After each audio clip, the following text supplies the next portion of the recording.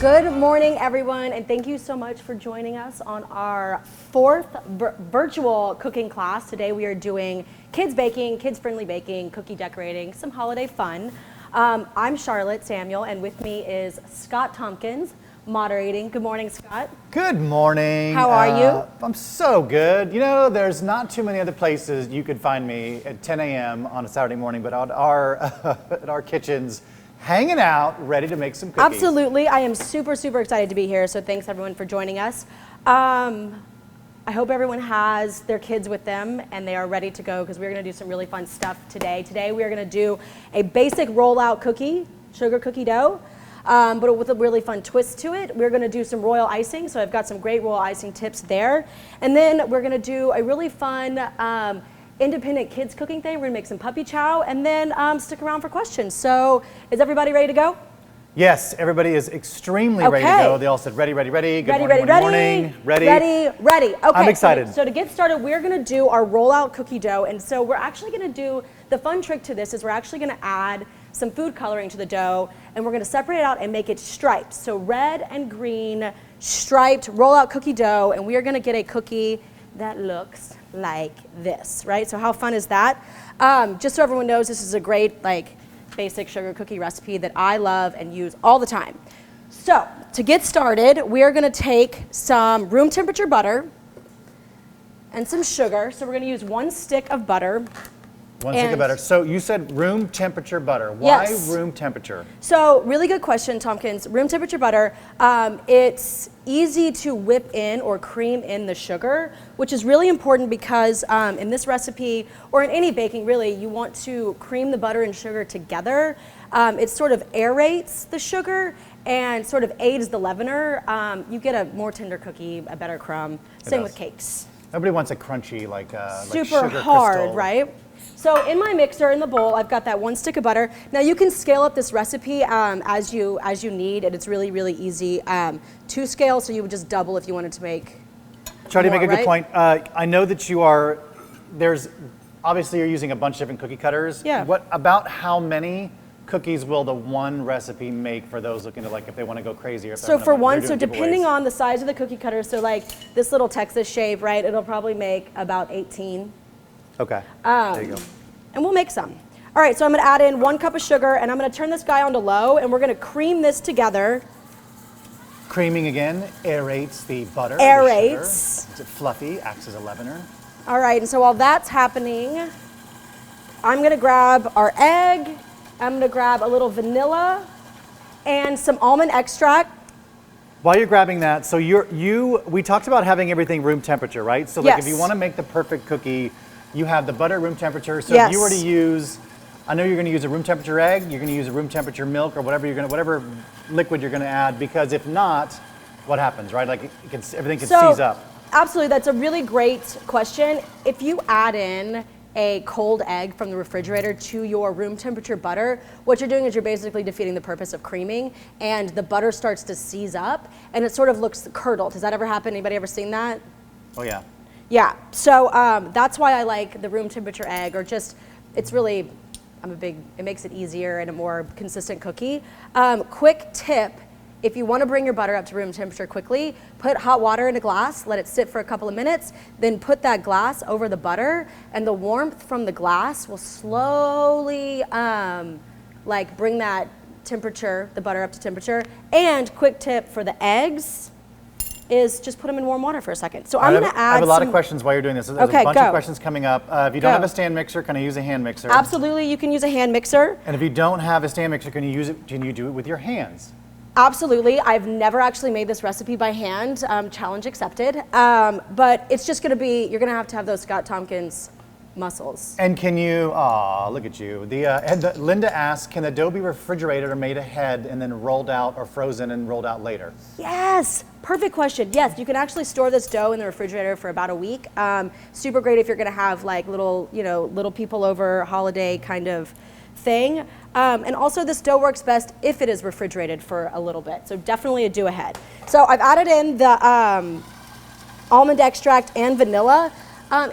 This recipe is super adaptable. So if you want to do a lemon extract, if you hate almond extract, whatever, get creative with it. And it really, like, the dough itself and the cookie itself lends itself to your preferences. All right, I'm going to add a little bit of salt to this. So as of right now, those are people that just jumped on and joining us. What do you have going in your mixer right now? So in my mixer, I have 1 stick of butter, room temperature. I've got 1 cup of white granulated sugar, about half of a teaspoon or a quarter of a teaspoon of almond extract and vanilla. And I'm adding salt. I always add salt to my cookies because I like a little balance there. And then now I'm going to do my egg. And I'm going to crack my egg into a separate container before I put it in there. Smart This idea. is my kid's favorite part of baking. She thinks that everything needs more eggs because she likes to break the eggs. All right, I'm just going to add this guy in there. And it's good to have a spatula on hand to scrape down the edges. And you want to scrape down the edges to make sure the butter and the egg and the sugar is all incorporated, so that when you start to add more of those dry ingredients, you don't have that layer of...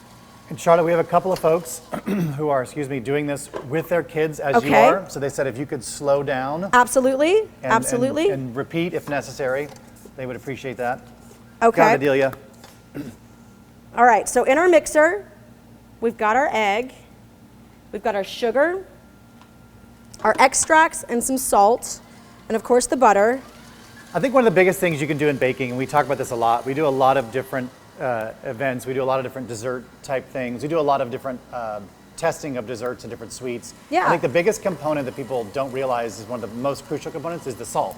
Yes. If you don't have the salt, you won't get to taste all those beautiful nuances of, because you're not adding a lot of vanilla or almond extract and things, but if you don't add the salt, you may miss that flavor, right? It's a good balance. All right, I'm gonna stop this. Can y'all see in this mixer? I'm gonna show y'all what I've got going on in here. I'm gonna bring this over here. We can with our side cam and Can y'all see overhead that? cam. Do you see how good that looks? So we've creamed in the egg, the butter, the sugar, and does that perfect creaming. That looks really good. All right. So now I'm gonna add in the rest of our dry ingredients, and I'm gonna add in a little bit of baking powder. If you don't have baking soda, you can use, or baking powder, you can use baking soda. You just wanna use a little bit less, like a third less. It's a little more potent. Ooh, that looks so good. I just wanna stick my, I know, I can see it from the top. It's very, Right? it's very creamy. So All when right. you're done with this cookie dough, and we talked about this before, when you're done with it, Yep. this is a different kind of cookie dough and a cookie batter, I guess you will, because it's not like in typical like Yeah. a chocolate chip cookie dough. It's gonna be kind of fluffy and still a little bit like wet looking. This one will hold together so you can actually roll it out. So it's a It's different like look. a dough and less like a batter, if Got that it. makes sense. All right, I'm adding in my baking powder. I don't sift it into my dry ingredients. I never have. I don't know why I skipped that step, but it's just personal preference. It's all right. All right, and now I'm gonna add in our flour, and I'm gonna add this in about a cup at a time. And this is kind of hard for me because I actually do this recipe by feel, and I'll show you what I mean when I say by feel. So by feel meaning like moisture content? Yes, and exactly what you were talking about earlier, right? So it's not gonna be a very wet dough. It's not gonna like wipe itself around the edges of Like a the bread mixer. dough. It'll pull together. And you wanna add it in a little bit at a time. So now why a little bit at a time? Well, first off, I don't want to put too much flour in my dough. And second, I don't want flour to go poof everywhere and be a winter wonderland. And we're gonna do about 2 cups. So you adding the flour slowly helps everything kind of, because we have, Come a certain amount together. of moisture, which is a certain amount of dry, and so we want to Yeah. make sure we don't overdo it and like dry up everything really quickly. Yeah. We want to make sure it stays nice and homogeneous. Yep, and I'm using just a basic all-purpose flour. Can you talk a little bit about flours? We have cake flour, we have bread flour, we have all-purpose. Like in this situation, some cookies call for like a cake or pastry flour. You're using all-purpose, why it's a little more... It's just like, it's in the name, all-purpose. So it just has a really like moderate like protein content. Yeah. And it works really well for the cookie dough. Okay, so right now you can see the dough. Can y'all see in this I mixer? like that shot. Yep, it's Okay. starting to pull away. So it's starting to pull away, but it's still a little too wet. So I'm gonna add in a little bit more flour. And this is where like visual cues come into play, right? So I'm gonna add maybe 1/4 cup, but I'm gonna do it slowly. So for those at home following along with you, can you, like, you're gonna add, how much flour are you gonna add at a time? Like, you got a couple tablespoons, like quarter teaspoon? Like right now, I'm doing about a 1/4 cup. Okay.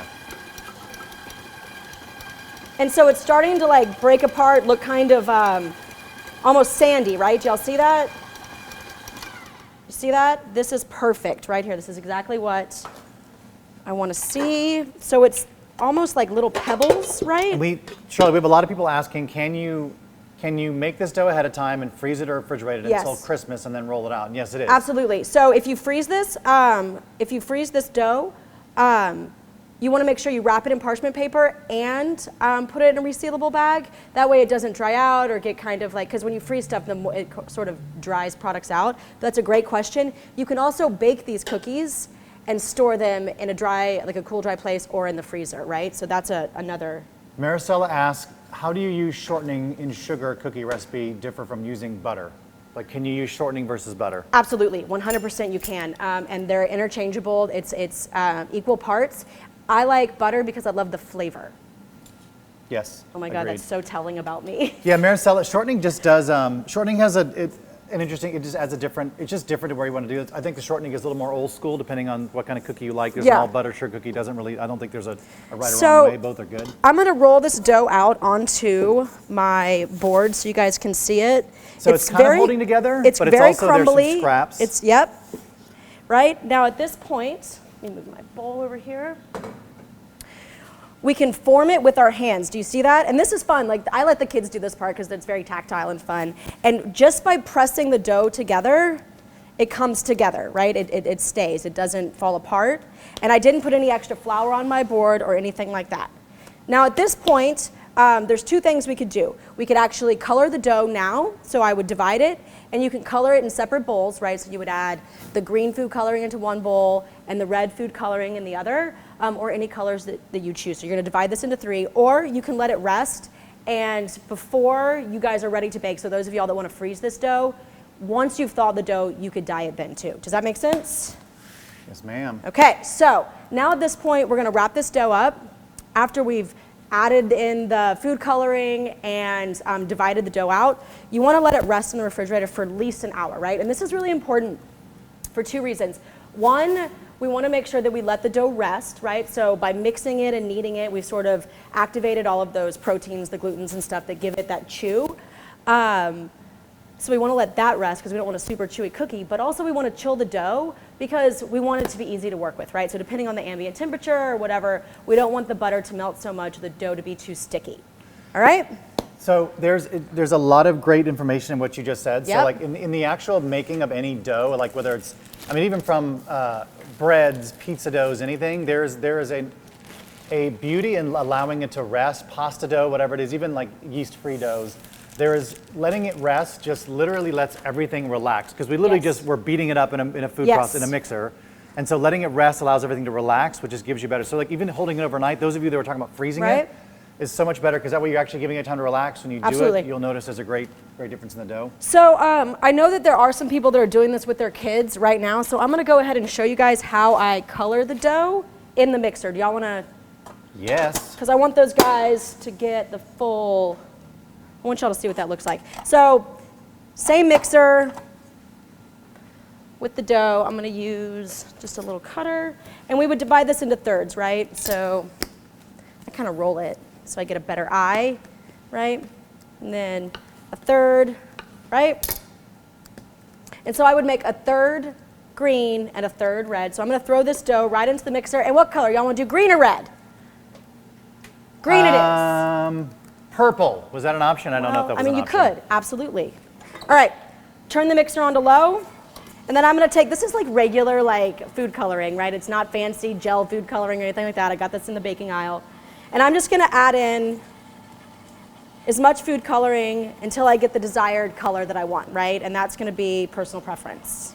And obviously, a note on food coloring, a little goes a long way. Yes, and this is, again, I always say kitchen gloves, but this is when your hands will literally be dyed. So there we go. And also, I always make sure that the lid to the corresponding color, Stays because with I've it? done like, put Why the ever blue would you lid do on that? the yellow, right? All right, so there we go, and we're just making green dough. How do y'all like that? Can y'all see? And that's what that looks like, right? So when we're done, put the dough in, separate bags, and I refrigerate it, just like that. And I'm gonna take the dough out, and I let it sit for just a minute. It's still cold to the touch, but it's not hard, right? It's cool. I'm gonna take these guys out of here. And I'm gonna show you guys how we're gonna build our It's a great question we have. Will the color of the food coloring lighten or darken as it bakes? It should stay relatively the same. It will get a little bit lighter. It won't be as vibrant red, right? Yeah. So it'll have a little bit of a tinge of a, like that browning. Oh, here, look, I'll show you. This is what it looks like. Can y'all see that cookie? Let's see, can I show? So I know if you're using a natural food coloring, there's a lot of those natural food colorings, and I know Yes. if you bake with those, the color will definitely lighten for sure. Yes. They don't have all the same dyes and things in them that make them as stable, I think, as the artificial food Right. coloring. So this is actually a double recipe because I wasn't sure how many cookies we were gonna make. Kate's got a question for you. Yes. She's doing this in real time. My dough is very crumbly. What do I do? Is it too crumbly? If you push it together with your hands, can it form into a ball? This is a great question. Kate, you let us know. Kate, let us know. We're standing by. All right, so now I'm gonna divide these guys into half, like so. And what I'm not using, I'm just gonna put back in this bag. Right. So, I'm gonna take the green and I'm gonna roll it like this, and what I'm actually gonna do is I'm gonna cut it in half again. Same with the green, or the red. And then, man, this dough is like, it feels really good. And this is gonna be this chilled dough, all right? Take 3 of these away. So I'm gonna show you guys how I roll this out to actually get the stripes, all right? I'm gonna cut these again, right, just like this.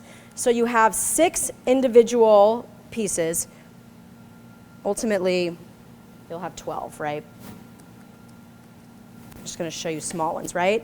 And then what I do is I'm gonna put them together and I'm gonna alternate, right? So I'm gonna do green, red. It's a really cool trick. I'm fascinated Right? by this. So this is really fun because you can do this with like all different colors, right? If you want to do pinks and purples, you can do it with pinks and purples, right? And then I sort of mush them together like this. I'm actually going to put a little bit of flour on the bottom. Let me see. Just a little bit. Not too much. All right. You see that? Now I have this this is like my favorite trick in the whole world. Chopsticks are quickly becoming my favorite kitchen gadget. So my favorite kitchen gadgets are gloves, ice cream scoops, and now chopsticks. And what I do is I put the chopsticks on either side of the dough, and as I roll it, this is gonna give me a really consistent, like even thickness all the way through, right? And I'm using a French stick or a French roller. You can use whatever rolling pin you have. In fact, I've actually seen Scott Tompkins make a rolling pin out of a glass, a drinking glass. And then I'm just gonna do gentle pressure. Put a little more flour on my. All right. And the chopsticks are like about 1/4 of an inch thick. And when I'm making sugar cookies, I actually like a thicker cookie because they sit out a little bit longer and they so they don't get dry and brittle as quickly. Also, the thicker the cookie, the more even the baking is, and you get a really good surface for decorating. All right. I like what you're doing there. Okay. There we go. And then you're gonna take whatever your favorite cookie cutters are. I've got all different shapes and sizes. I have so many cookie cutters, it's like There's a lot of cookie cutters. You walk into your local H-E-B nowadays, and there is a lot to choose from. There Everything are. from Texas shapes to all kinds Christmas of trees, different Christmas whatever. trees. I've got a Texas shape right here. We could do a Christmas Texas. I'm gonna do these Christmas trees, and these come in a pack of 3. These are the 34th and Main, which is one of our fantastic GM brands, and they have like a little silicone thing on the edge, so you don't like. Be nicer for the kids, yeah. Smash So your- the yeah. old school 1950s one that were both Yeah. sharp on both sides, made it fun for cutting. When you're rolling that out, how thick would you say that is? This is People about that a are wondering- quarter. This is about a quarter of an inch. Okay, so Yeah. quarter to. And again, I like a thicker cookie because when you look at this consistency, right, and you look at the shape, it's good and it's hearty and it won't break. Yeah. And I'm a big And it fan. will leaven. There is leavener in there. There is the butter. There's some moisture, so Yeah. it will puff up a little bit. So yeah, the thicker you go, just know Right? the thicker a cookie you get. So when when you're placing your cookie cutter, you want to make sure that like you get a little bit of all the colors, right? You know, you just want to do it in a different kind of, you know, get all the good reds and greens and everything in there. And then what I like to do is sort of arrange my cookie cutters on there first, like this. So we have a question. So we said we have some folks whose dough is really crumbly. Okay. How can they save it now? They may have added too much flour. How do we go back and save the two dough?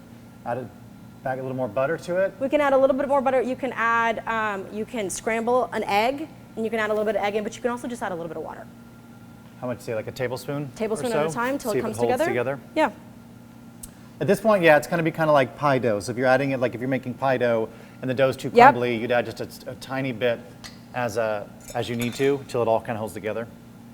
So I'm just gonna keep doing this, and I'm gonna use up all my space like that. Add the cookie cutters just like this. And then I am using these awesome copper baking pans, which I'm a huge fan of. Is the dough coming together? Did the water work? I will see. Okay. So now I'm just gonna peel away any of the dough. It's really warm in here. And I'm gonna set that aside. And then I'm just gonna gently lift my cookie, and I'm gonna place him on my baking sheet. I'm using parchment paper. I highly recommend using parchment paper.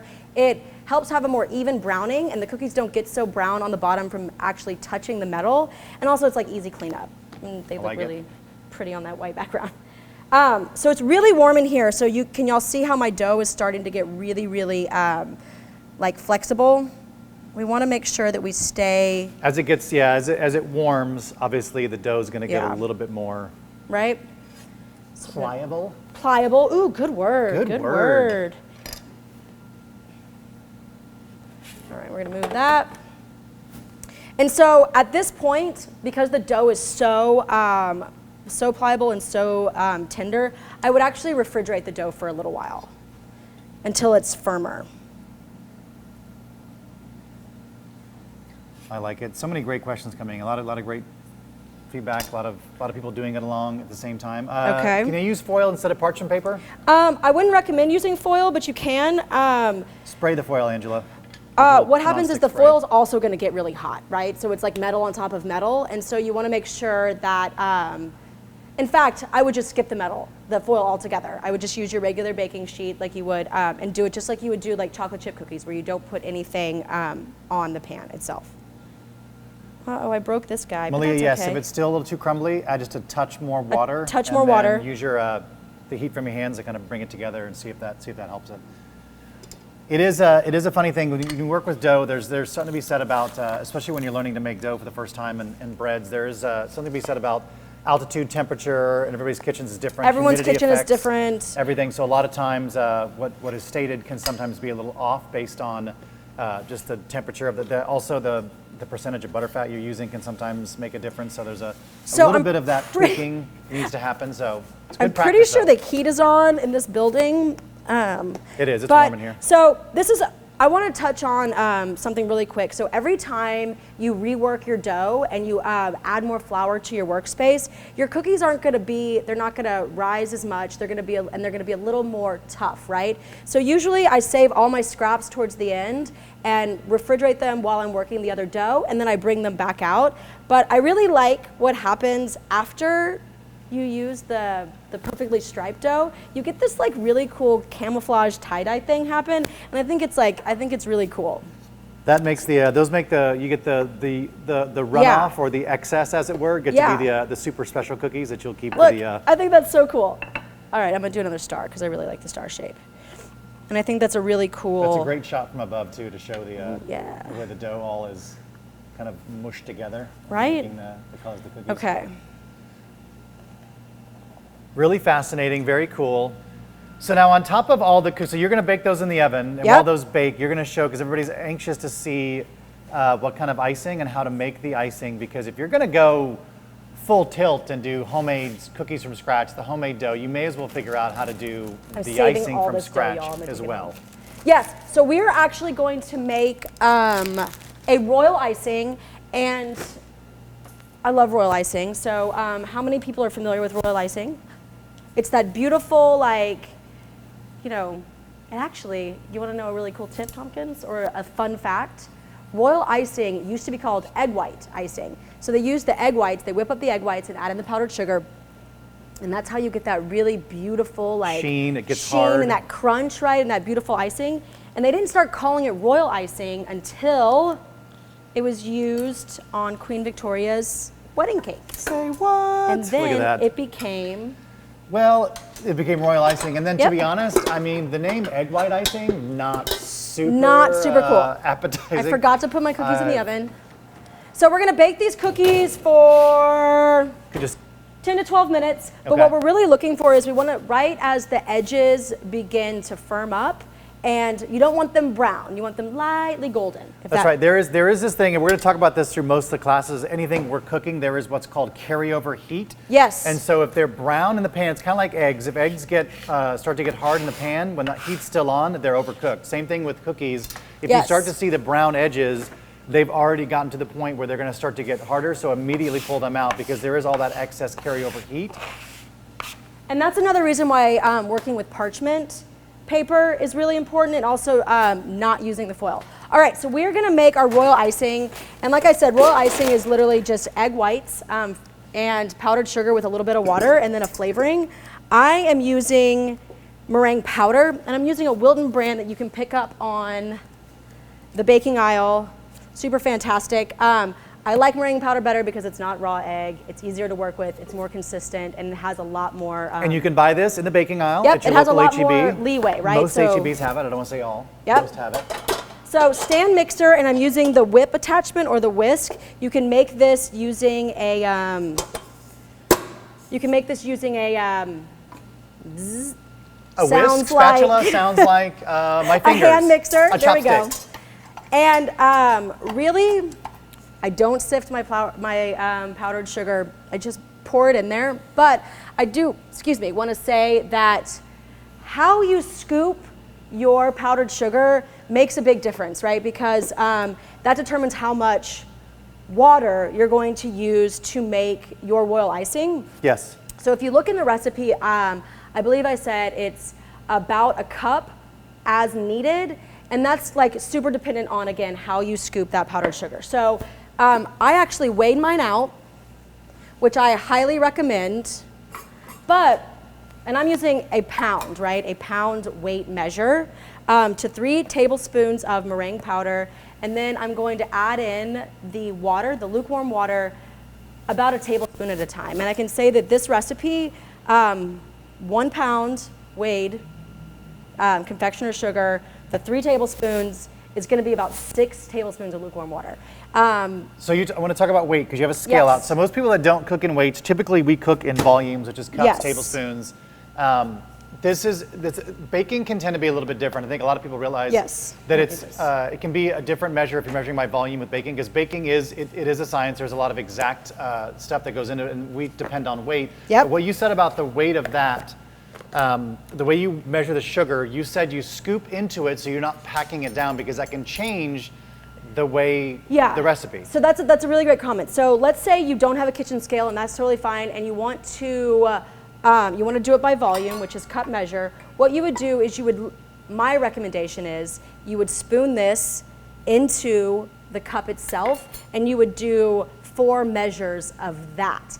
And so what happens is if I was to take this measuring cup and scoop it into the bag of powdered sugar, it packs in there and is really dense, and so you're gonna end up having to use more water. So it just depends on, there's no right or wrong way to do it, just know that depending on how you scoop, it's gonna determine how much water you're going to add to that confectioner's sugar.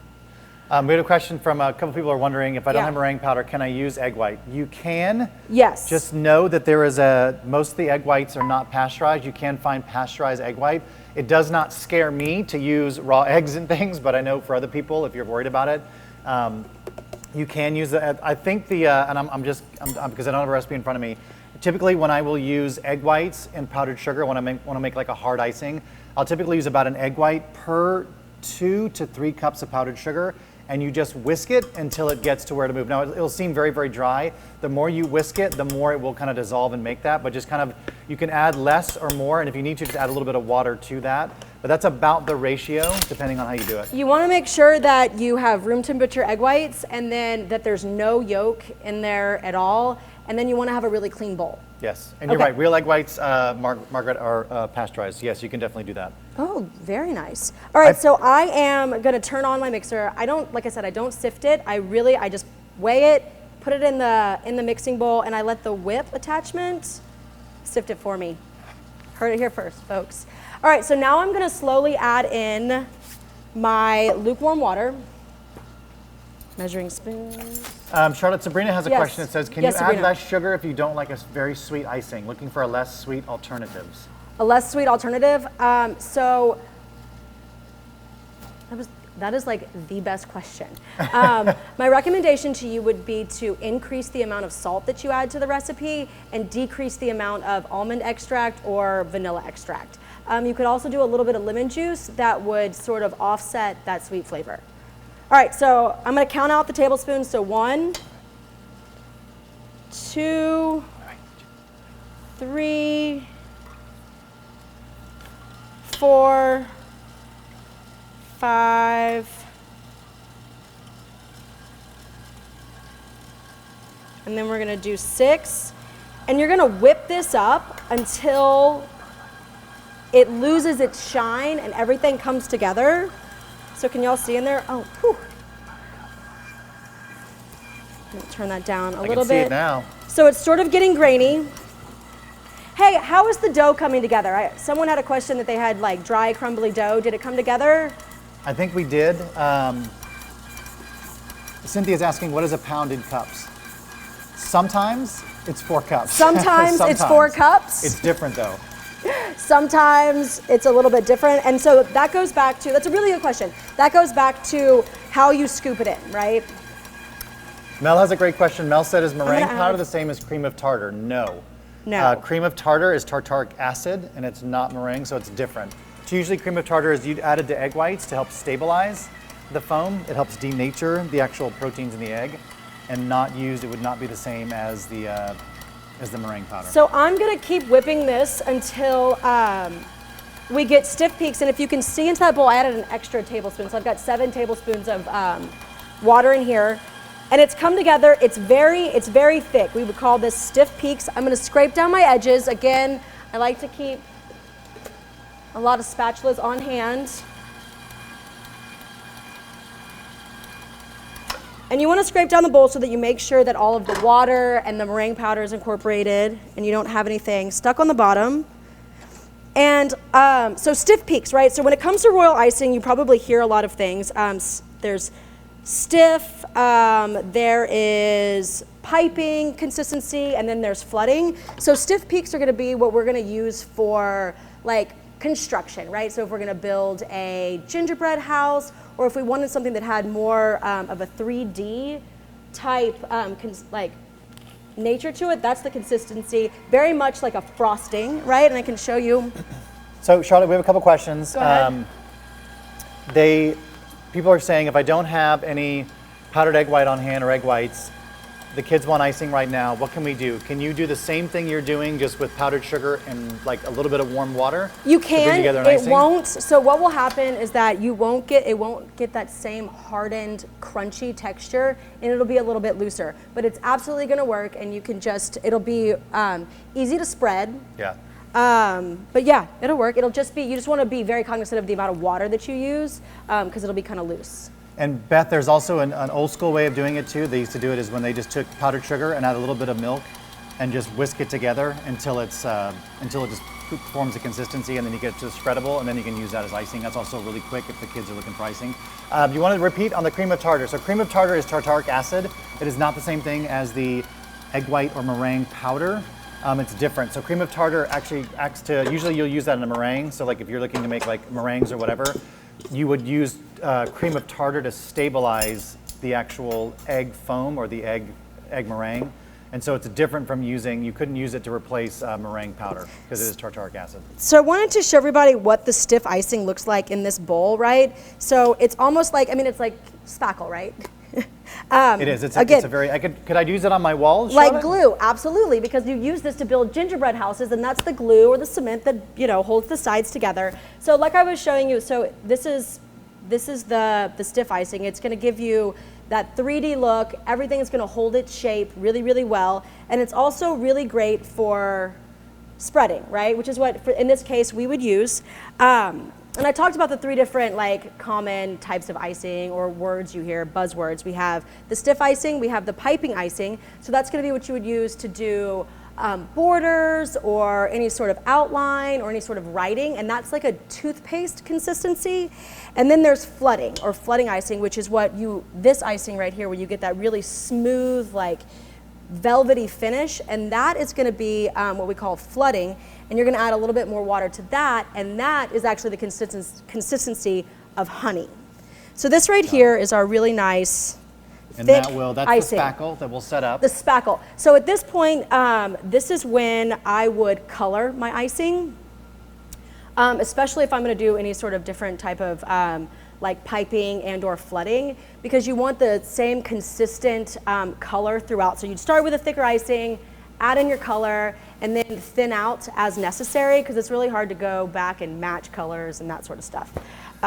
We have some questions about, so if they were following along with you and they rolled out their dough, do they need to let it sit in the fridge if it starts to get to room temp before they bake it, or can they go straight into the oven and bake it?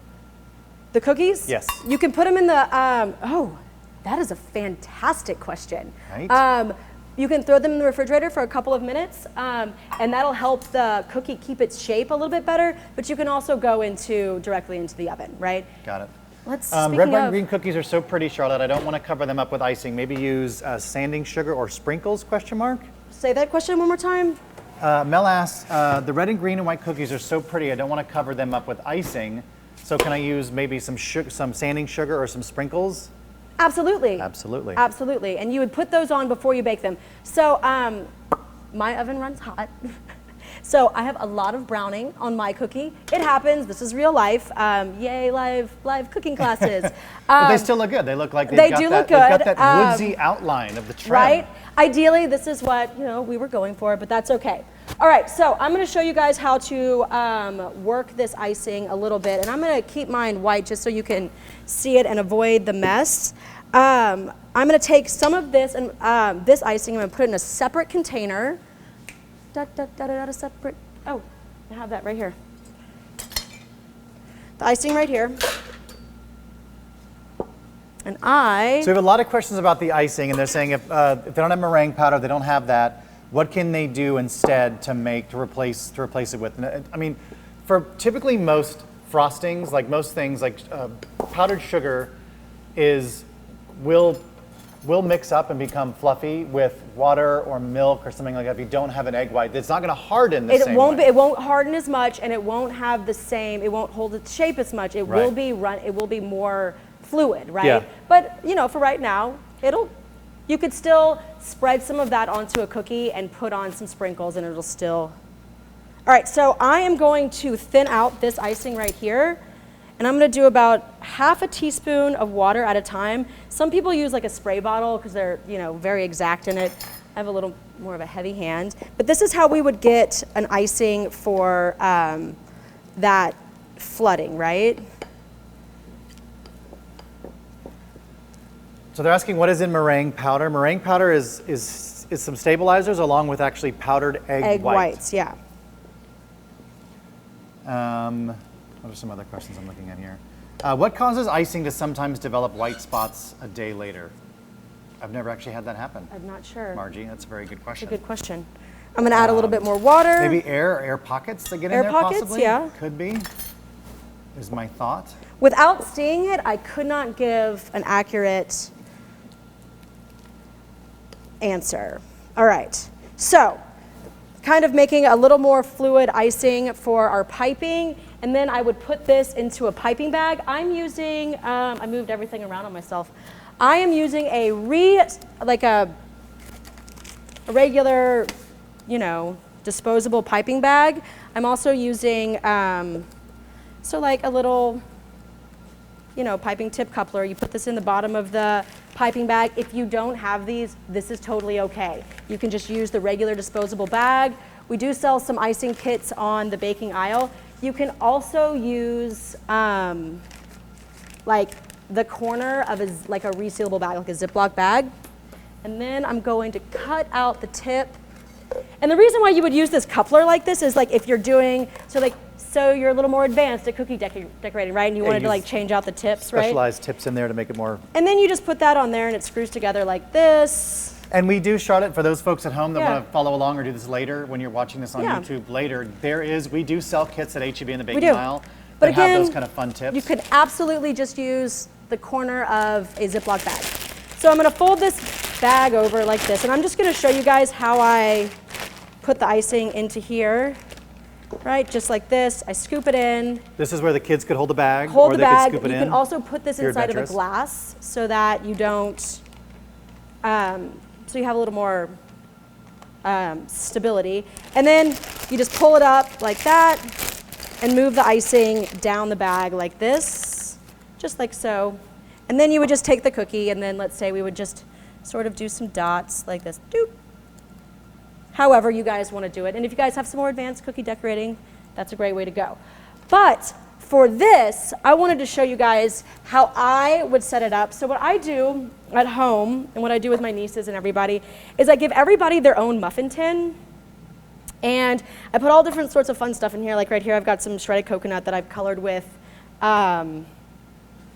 food coloring. And then right here, I've got, other M&Ms, whatever, little sprinkles, and the kids can sort of choose and have some autonomy there.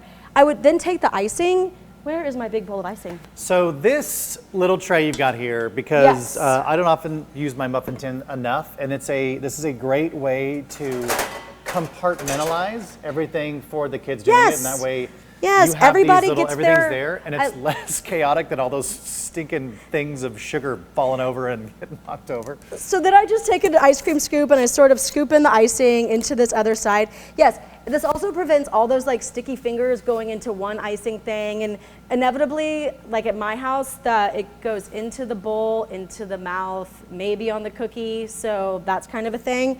And then at this point, you can give everybody their own food coloring if you want, if you're adventurous. I was going to say, if you're very adventurous and have a and they can mix supply. their own, or you can mix it for them, right? And then everybody gets their own. And then. So as you're icing those, Charlotte, so definitely in all things, we appreciate you guys' grace as we do these classes. Yeah. There's a lot of things as we're doing it live. There's definitely some things that could obviously. Be switched, and things that don't always work right. Ovens can burn things, whatever it is. But the biggest thing we want to hope to encourage you here at H-E-B, and especially with what we do on a daily basis, is don't be scared to try things and fail. If you fail, it's okay. It's a good learning experience, and you'll just make it better next time. So don't be afraid to just try it. And if you burn the first batch, no big deal.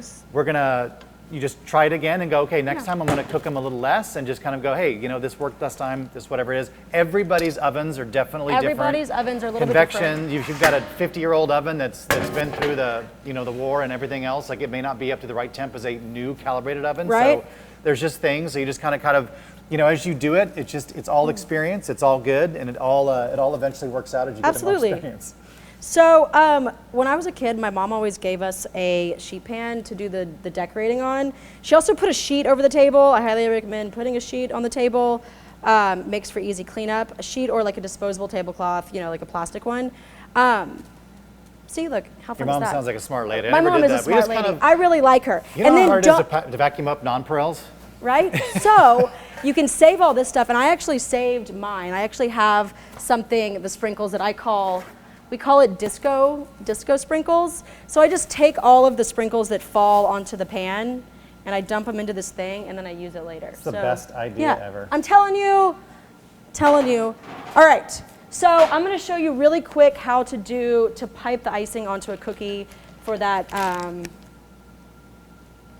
to like line it or outline it. Yeah, the disco sprinkles are great. That's a great tip because usually you're just scooping it into the trash and they're falling all over the floor. So if you've got them in a pan, you're collecting them. So if you were Good gonna tip, Samuel.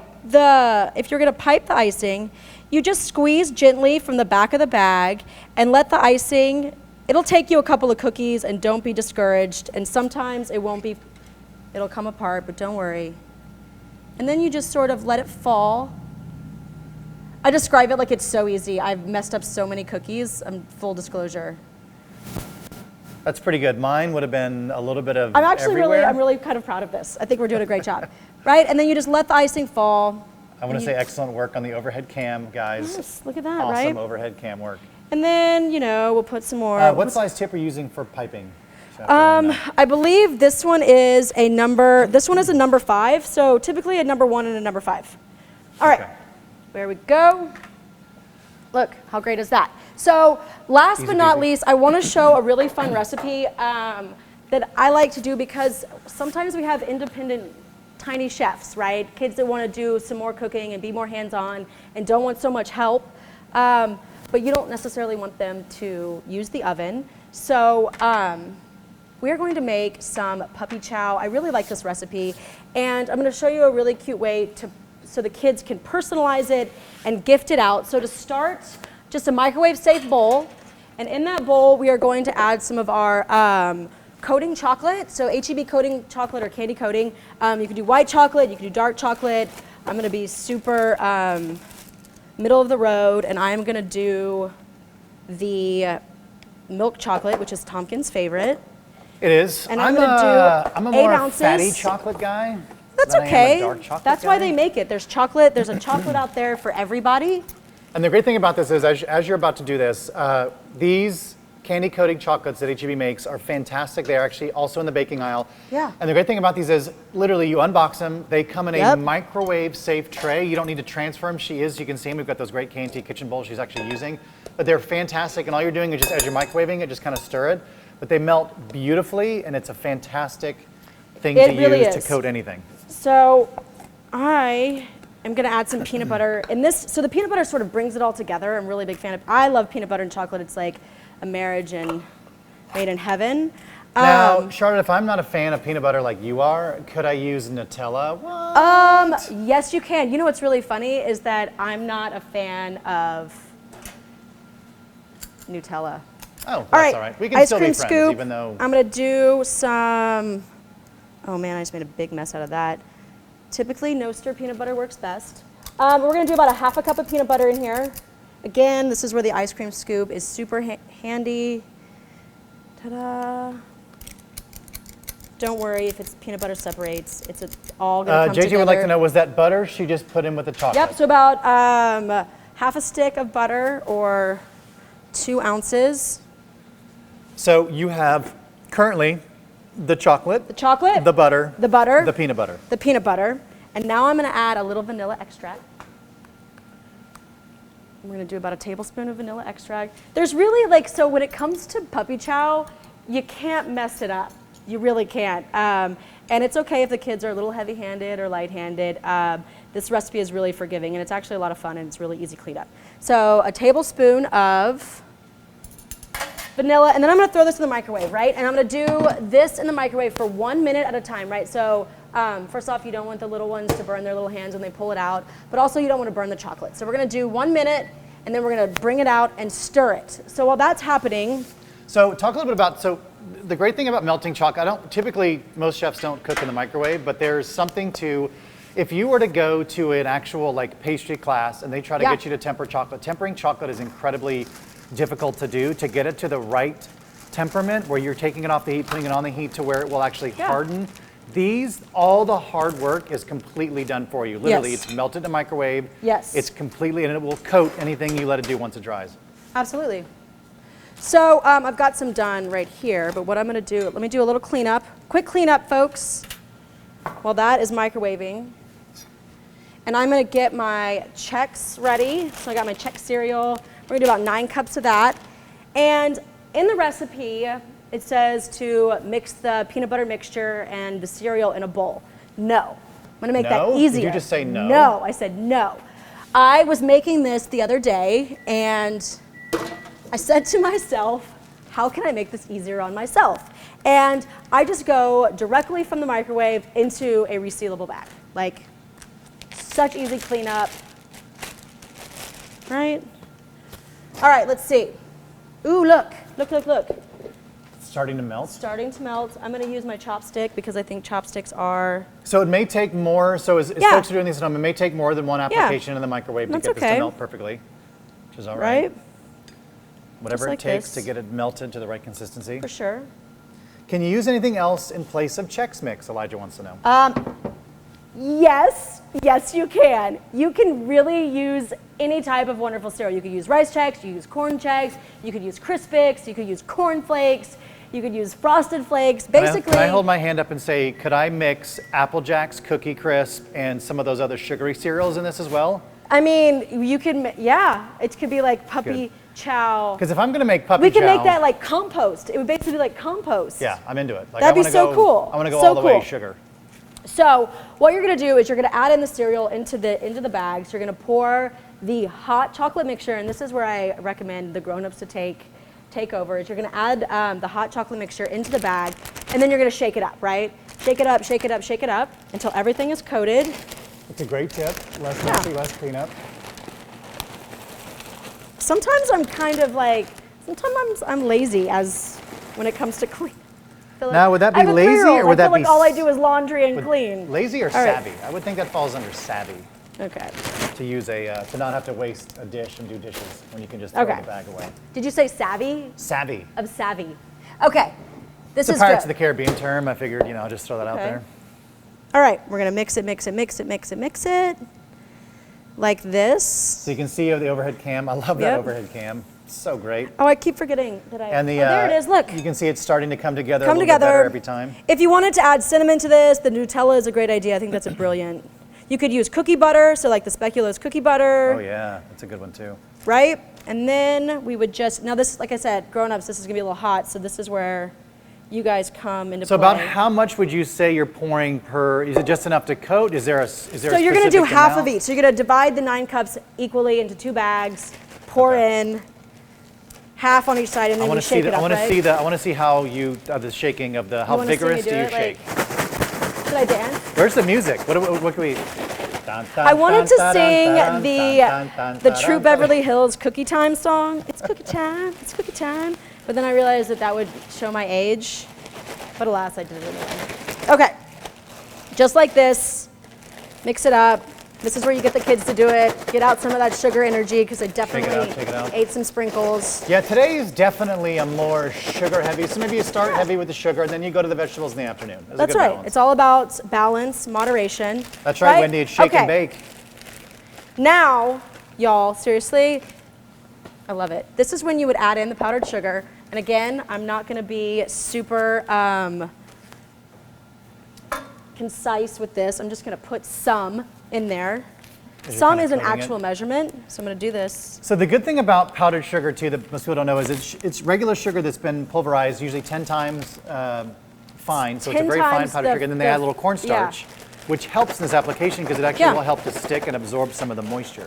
Which, glad you mentioned that, Scott Tompkins. If you are going to make your royal icing, I recommend using conventional confectioner sugar as opposed to the organic, simply because the color is more that bright white.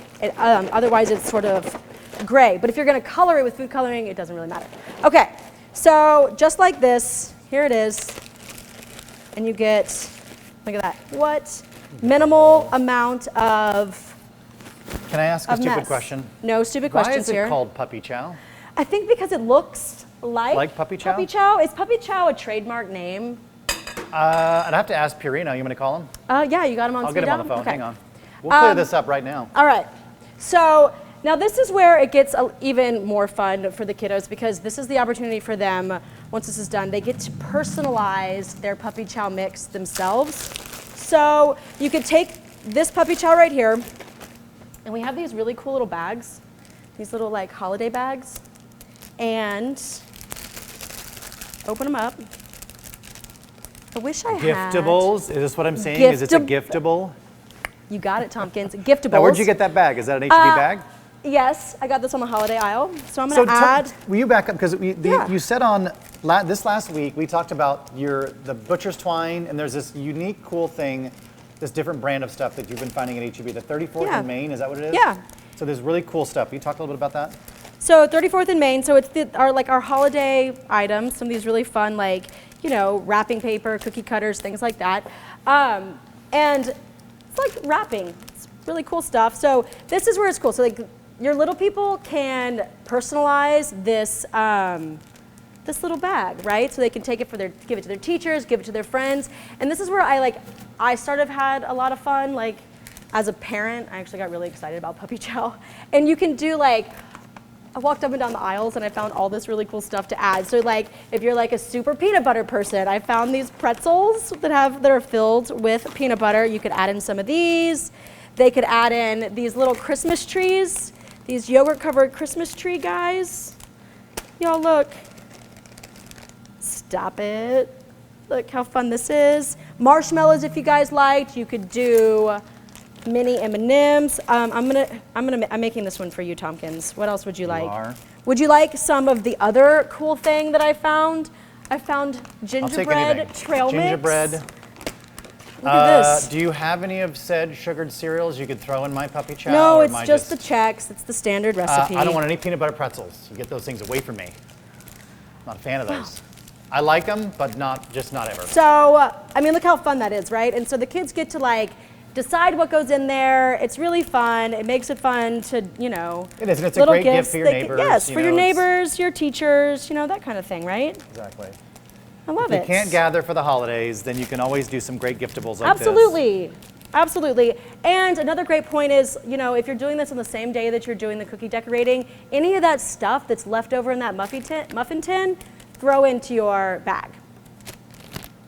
Do we need to let the puppy chow cool before adding it to the treat bags? Yes, Christy. Yes, you want to so I would take this puppy chow that we just made, and I would lay it out on a sheet pan after it's been, you know, after you put the powdered sugar in there, and just let it cool a little bit. And that way your bag stays really pretty, and then you don't have this big sort of sticky peanut butter mess everywhere. Yeah, and Christy, that was a great question. Thank you. You are using the chocolate coating, which will solidify, and then you've got the extra insurance of the powdered sugar, which has a little bit of that cornstarch added to it. Yes, and so this is actually completely cooled.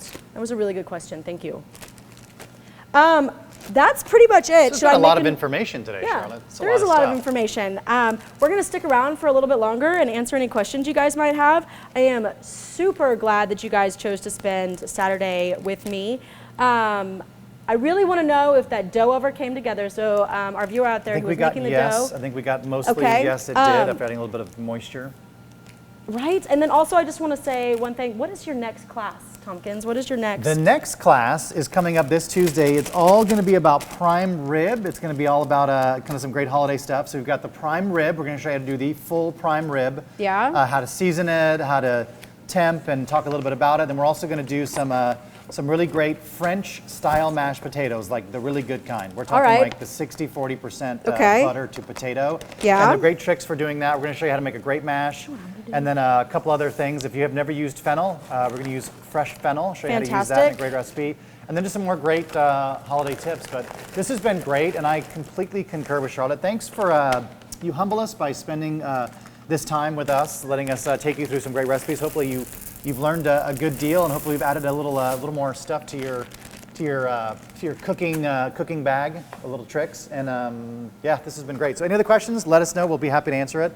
Otherwise, Charlotte, what else? I think that's it. I think that's it for me. You're the best. Thanks for doing all that while I just sat here and drank coffee. Hey, man. I wouldn't do it without you. Look at this. Should we do pretzel sticks too? If you've got questions, stick around. We'll be answering them. Otherwise, have a great rest of your weekend. Thank you so much for tuning in. I think I'm going to ice another cookie.